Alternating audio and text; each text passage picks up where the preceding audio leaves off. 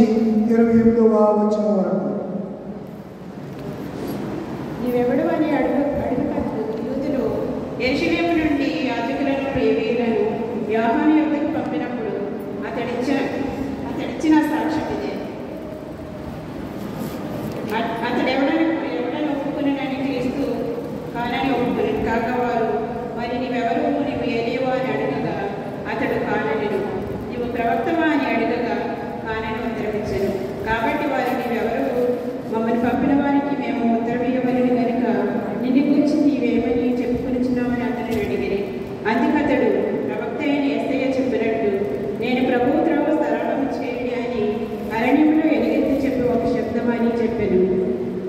పంపబడిన వారి పరిచయాలకు చెందిన వారు నీవు క్రీస్తువైనను ఏలియావైనను ఆ ప్రవక్తవైనను కానీ ఎడల ఎందుకు బాప్తిస్మిచ్చుచున్నావు అని అతనిని అడగగా యోహాను నేను నీడలో బాప్తిస్మిచ్చుచున్నాను కానీ నా వెనుక వచ్చుచున్నవాడు మీ మధ్య ఉన్నాడు, మీరు ఆయన ఎరుగరు, ఆయన చెప్పిన వారిని ఇప్పటికైనాను నేను యోగ్యుడని కానని వారితో చెప్పాను. యోహాను బాప్తిస్మిచ్చుచున్న యోర్దానికి ఆవరణున్న బెతనీలో ఈ సంగతులు జరిగింది.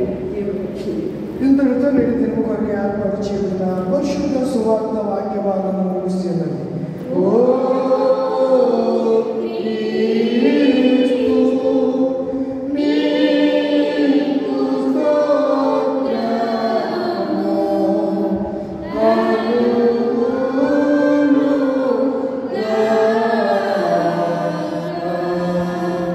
అడ్వెంట్లో చివరి ఆదివారం ముగింపులో మనమందరం కలిసి ఇంకే ప్రమాణాన్ని చెప్పుకుందాం.